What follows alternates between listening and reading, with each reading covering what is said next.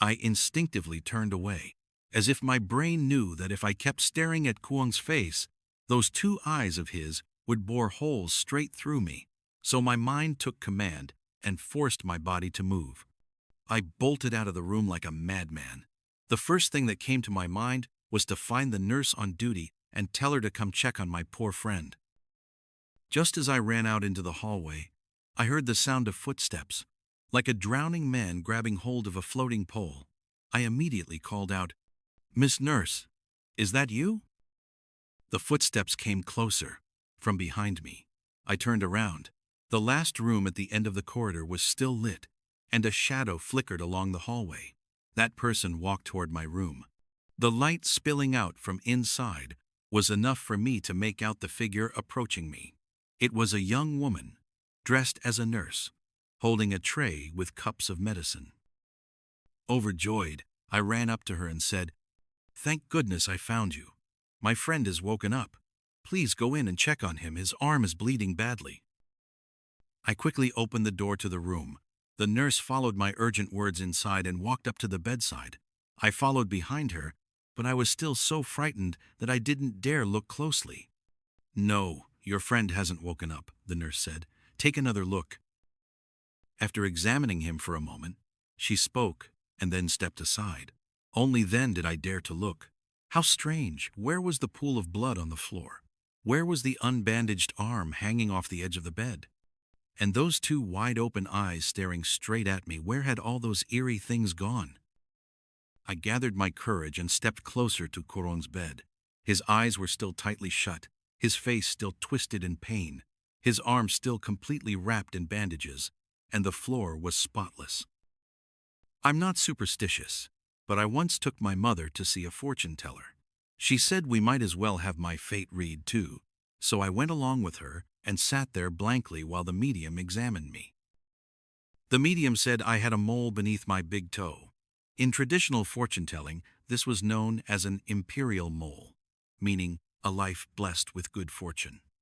She went on to say that my future career would be smooth and successful if I didn't become a company director. Then at the very least, I would end up as a team leader, and that my parents would be able to rely on me in their old age. She also talked about my destiny. The medium said my 8 characters, Bazi, were unusually strong. I was born at 9 a.m. on the 4th day of the 11th lunar month in 1993. She recited my 4 pillars without hesitation: the hour pillar, GC, the day pillar, Guimao, the month pillar, Bingshu, and the year pillar, Guiyu. According to the 4 pillars of destiny, my daymaster belonged to the Gui element. What did a Gui fate mean?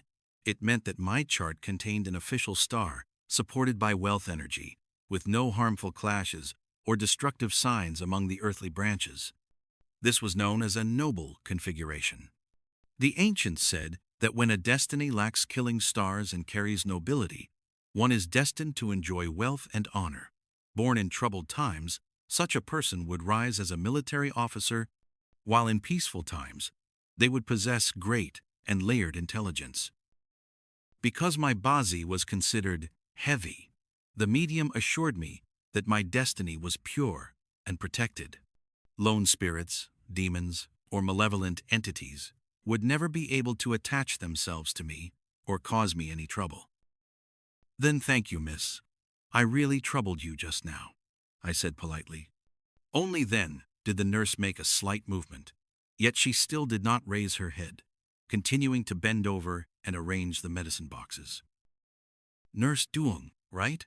Are you only on duty tonight, or are you on duty for the whole week?" I added a few more words to cover my embarrassment, trying to find something casual to talk to her about. "I'm on duty for the whole week," the nurse replied very softly. Then I saw her pick up a cup and turn around to pour some water. The sound of water trickling could be heard. She turned back, placed the cup into my hand, and said, "Drink a little water, then keep watch. Your friend won't wake up for a while yet. You've had a hard time too." I quickly took the cup and raised it to my mouth, but the instant my lips touched it, a strong, rusty, fishy stench rushed straight up through my nose and into my head. It wasn't just fishy, it was extremely foul, as if a half-stirred bowl of raw blood pudding had been poured into the cup. My throat tightened from the smell, and something felt as though it were about to surge out of my mouth. I forced it back. I couldn't throw up here. I hurriedly set the cup down, blinking repeatedly, pressing my lips together as I swallowed everything back down. Before giving something to patients, what on earth did these so-called medical staff put into it? The smell of the cup was no different from cow intestines soaked in a basin of pig's blood. Did the people here have any sense of hygiene at all? If even a cup smelled like this, could the surgical instruments possibly be any better? It took me several seconds before my breathing finally smoothed out. I was still holding the cup and was about to turn around to say a few words to the nurse, but when I looked, she was already gone. I stood there alone, completely stunned. The door was half closed. She had probably left while I was drinking the water. Why leave in such a hurry? At the very least, she could have stayed and talked with me for a bit. Now I was the only one left in the room. What if that ghost came back to mess with me again? Thinking about it, I realized that I hadn't even clearly seen what the nurse looked like. She was probably unmarried. Being alone in a room late at night with a guy like me must have made her feel awkward. Cough. Cough. Kurung suddenly coughed twice, instantly shattering my scattered thoughts. It was all because of this damned guy. For no reason at all, he just had to get into an accident. Tomorrow, when you wake up, I'll make sure to teach you a lesson. Having made up my mind, I glanced at the clock on my phone. 12:35 a.m. When would daylight finally come, so I could get out of this terrifying place? At 4 a.m., Kurung woke up. At that time, I was sitting on the chair in a daze. If he hadn't woken up himself, I wouldn't have known at all. After everything that had happened earlier, my nerves were severely stimulated, and the tension made it impossible for me to fall asleep.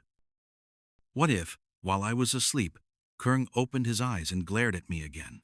Or what if his arms suddenly started bleeding, and I was fast asleep? Would he just keep bleeding like that until he died? These thoughts replayed over and over in my head like a tape on repeat, reminding me not to fall asleep. The slightest carelessness, and countless horrifying things could happen. In fact, I had dozed off twice, and both times I nearly fell to the floor. Sitting idle in such a quiet place, forcing myself to stay awake, really felt like torture. I had stood up and stretched 10 times, walked around the room 6 times, stood by the door and looked out 4 times, counted the cars in the hospital courtyard twice, and just earlier, while sitting blankly on the chair, I even counted how many geckos there were on the ceiling. Why did I look at the ceiling so carefully? Ever since the nurse left the room, I'd had the feeling that from some corner, not necessarily inside this room, someone was looking at me. I'm not a particularly sensitive person, but if someone is paying attention to me, I will notice it. It's a kind of intuition that only single people have. Trying to find an answer to satisfy that intuition is difficult. I tried to force myself to forget about it, to shift my thoughts to things that were more interesting and more realistic, but it was useless. That intuition kept shouting at me, "You're being watched." Men. I was scared out of my wits. I jolted, my heart missing a beat. Kurung's hoarse voice had never sounded so close and familiar before. After the brief shock passed, I hurriedly turned to look at my poor friend. He was awake. His eyes were half open. His mouth moved slightly, and his flared nostrils took turns drawing in breath. His face was still tightly scrunched up. That single call just now must have taken a great deal of effort from him. I immediately said, "It's good that you're awake. Don't talk too much if you affect the stitches. It'll be bad. I understand what happened to you. Be more careful next time when you're walking around. You were lucky someone brought you to the hospital." When Kurung heard me mention the accident, he blinked twice, then glanced at me, looking at me with a pained expression. What was there to feel so pained about? Riding carelessly and causing an accident, if that was the case, the fault lay with himself. If it had been someone else crashing into him, then he could only blame his bad luck. With his limbs stitched up like this, life was obviously inconvenient. From now on, this guy would probably be scared for the rest of his life and never dare to go out at night again. Consider it a painful lesson learned. I ran into a ghost man. Huh? The nurse had said his head wasn't injured, so why was he suddenly talking nonsense like this? Or was the pain so bad that he'd developed a fever? While he was still asleep earlier, he'd shouted something like, "Watch out!" and "Stop!" So maybe his head still hadn't cooled down yet. I put on a sympathetic expression and tried to find something comforting to say to him. Going out at night, that's all. You probably just misjudged what you saw. I just ran into a ghost too right here in this room. Actually, stop thinking about it. Just rest easy until morning. I'll go ask the team leader to give you some time off. Don't worry. Do you know why I had the accident? They said you crashed into the median on Kai Pass. How did the accident happen? How would I know? When I got here, you were already lying in this bed. I swerved to avoid someone on the road. After saying that, Kurung fell silent. Avoiding someone on the road? What kind of avoiding ends with crashing into the median?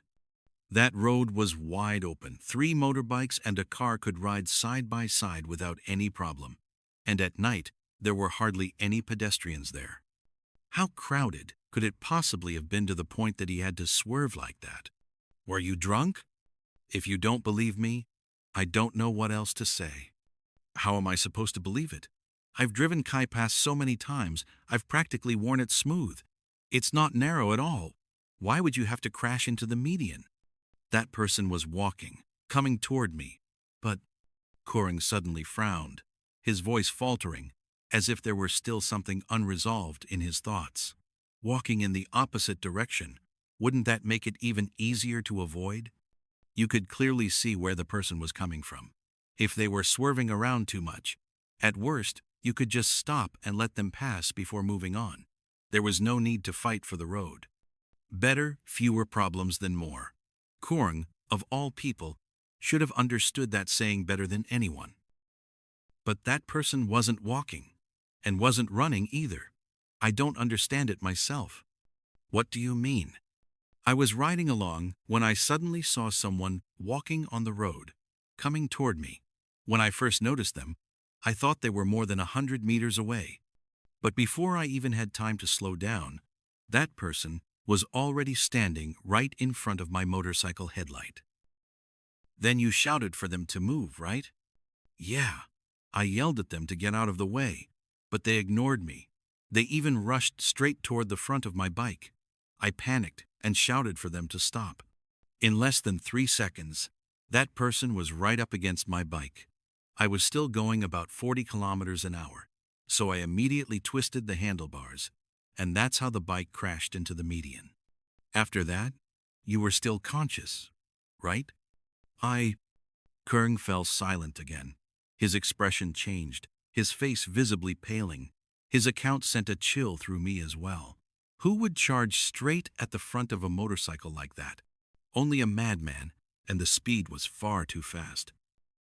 I didn't see that person anymore. You mean when you looked again, that person had disappeared?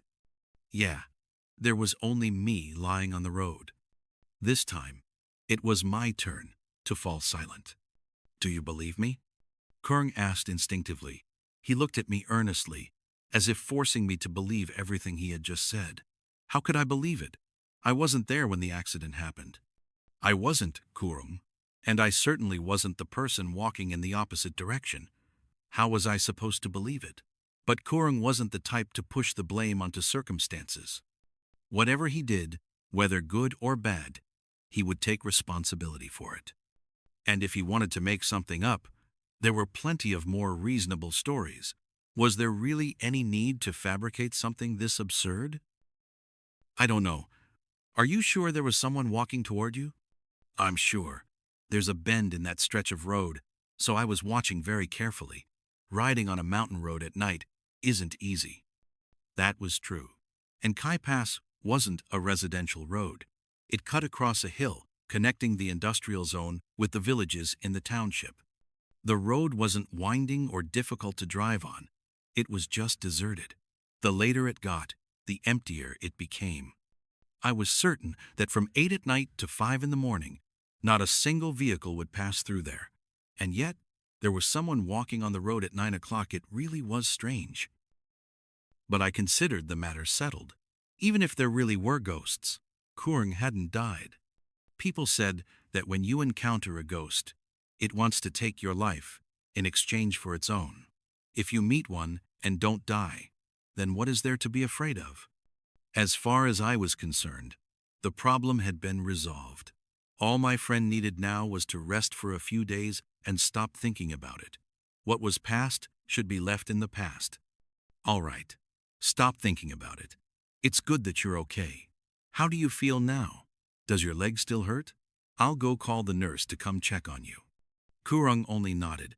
I told him to lie there and wait while I went to get the nurse.